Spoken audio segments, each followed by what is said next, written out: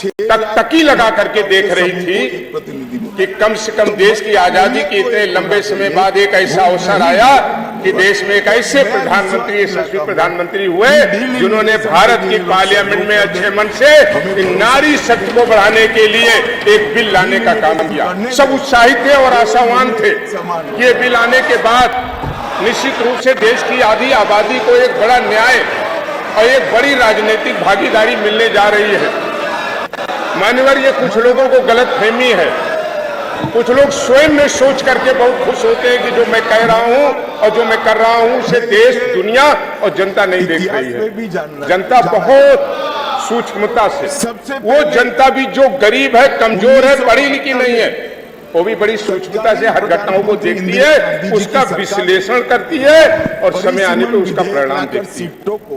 पूरी देश की आधी आबादी बहुत निराश हुई। मान्यवर, आज कुछ लोग कह रहे हैं हमारी कांग्रेस की और फिर आदरणीय नेता इस बात को कह रही थी कि कांग्रेस ने इस बिल को समर्थन करने का काम किया। आज भी समर्थन में मैं भी बड़ा आश्चर्यचकित हूँ। संशोधन मेरे बगल भी एक बोर्ड रखा है कि 33% आरक्षण लागू हो। इंदिरा जी तो ये हमारे समाजवादी पार्टी के साथी रखते हैं। ऊंचा हाथ के साथ परेशान हो। और ये देखिए साहब, मान्यवर, ये कैसा दोहरा चरित्र लगाना चाहते हैं। मारीच भी उतर आएगा अगर ऊपर स्वर्ग से, तो इनको देख करके शर्मा जाएगा कि ये कौन लोग हैं जिन्होंने भारत के पार्लियामेंट के अंदर आधी आबादी का हक छीनने का काम किया, उन्होंने बिल को फाड़ने का काम किया। ये देश ने नहीं देखा, विश्व में भी देखा, और विश्व में भी ऐसे विपक्ष के लोगों का चेहरा बेनकाब हुआ कि भारत में ऐसे लोग भी हैं जो आधी आबादी और नारी शक्ति का अपमान करने का काम करते हैं।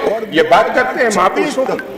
आप विवेकानंद को पढ़ लीजिए, आप विनोबा भावे को पढ़ लीजिए, आप कृपलानी जी को पढ़ लीजिए, और अगर किसी को न पढ़ पाइए तो 13 जनवरी 1977 का डॉक्टर राम मनोहर लोहिया जी का जयपुर का भाषण भी पढ़ लीजिए, जिसे में उन्होंने नारी शक्ति को आधी आबादी देने की बात की।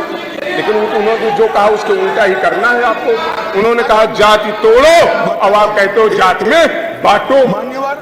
मानवीय कैसे कह रहे हैं वाजपेयी जी थे, आज आप यहाँ बोर्ड लेकर के घूम रहे हैं विद्वान पुरुष, और पार्लियामेंट में आप उसी नारी शक्ति के अधिकारों को छीनने का काम कर रहे थे। इंदिरा जी का आज, मगर हम तो समझते थे कि आप ये जो हमारे साथी हैं, तो हम तो आप परेशान न होइए, सत्ता आपसे बहुत दूर है।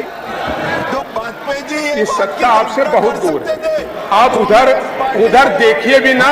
अब ये एक अलग बात है, ये अलग बात है कि आपको भी जिंदा रहना है, कुछ लोगों को साथ रखना है, लेकिन अगर हम याद दिलाएंगे, सब याद दिलाएंगे और घटनाएं आएंगी तो सदन में वो भी चर्चा होगी जो उत्तर प्रदेश में घटना हुई 13 जनवरी 2013 कर दिया। एक बगल के एक जनपद में एक लोधी समाज की बेटी के साथ 7 लोगों ने सामूहिक 2026 तक पूरा परिवार चिल्लाता रहा थाने में। नाम नहीं लेना चाहता हूँ, तो बहुत लोग बेनकाब हो जाएंगे। कौन 22 लोग गए थे, किस दल के थे, किस दल के विधायक थे, बिना FIR के वो बेटी चिल्लाती रही और हॉस्पिटल में उसकी मृत्यु हो गई, मुकदमा नहीं लिखा गया। अगर हम चर्चा करेंगे कौशाम्बी की ही, तो कौशाम्बी में क्या घटना हुई? एक पटेल समाज की बेटी, 2 बेटियां स्कूल पढ़ने गई, नाबालिग बेटियां, उनका अपहरण कर लिया गया और उसमें एक की लाश बरामद हुई। आज तक मुकदमा नहीं लिखा गया, FIR लेकर के घूमते रहे। 156(3) में भी माननीय न्यायालय ने उसमें आदेश किया और उसके बाद भी मुकदमा लिख करके फाइनल रिपोर्ट लगा दिया गया। अभी डिप्टी CM साहब बोल रहे अब मजबूरी के अनुपात में कुछ घटनाओं को कैसे आप झुठला देंगे? उसका एक गवाह तो मैं ही हूँ। सीमा समाप्त, उस घटना को कैसे आप झुठला देंगे? और सवाल डिलिमिटेशन करते हैं, तो सवाल ये है 29 के पहले जिन बेटियों, महिलाओं और मातृशक्ति की परिसीमन आयोग का हम रानी लक्ष्मीबाई की बात करते हैं, हम झलकारी बाई को पूछते हैं, पब्लिक हियरिंग हम रानी आवंतीबाई लोधी को पूछते हैं, उनके रास्तों पर चलते हैं। लेकिन 26 के मध्य से लेकर 29 तक हो नहीं सकता।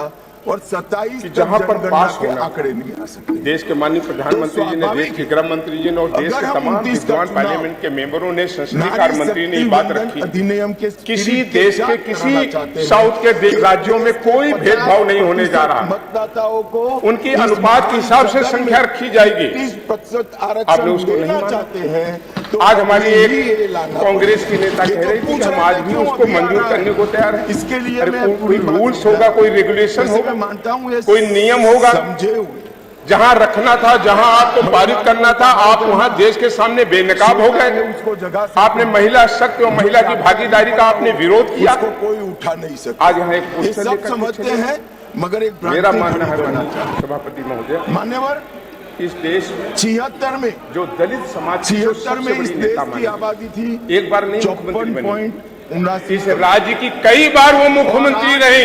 140 वो घटना देश कभी नहीं भुला सकता जो घटना उनके साथ हुई, उस पर क्यों पर्दा डालने का काम किया जा रहा।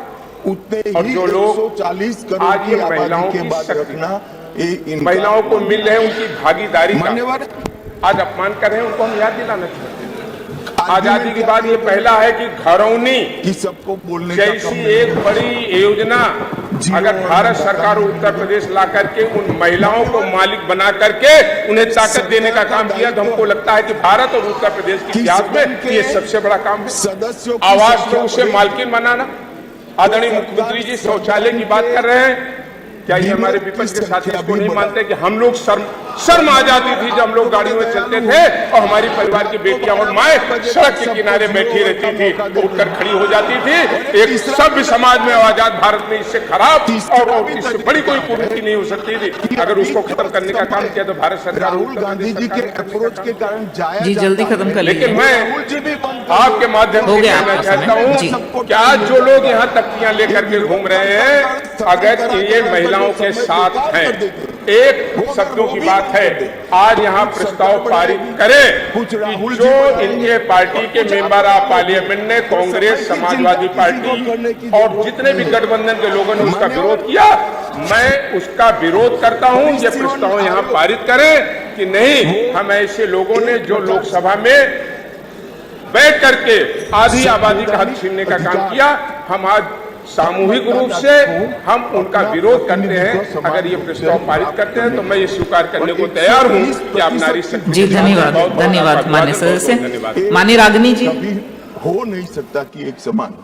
मैं तमिलनाडु बहुत का धन्यवाद अधिष्ठाता महोदय, आपने चर्चा में भाग लेने का अवसर दिया। तमिलनाडु में आज इस विशेष सत्र को जिस तरह बुलाया गया है वो एक बीजेपी का राजनीतिक षड्यंत्र ज्यादा लगता है, ना कि महिला के अधिकारों की वास्तविक चिंता। हम इसी क्योंकि अगर वास्तव में भारतीय जनता पार्टी को महिला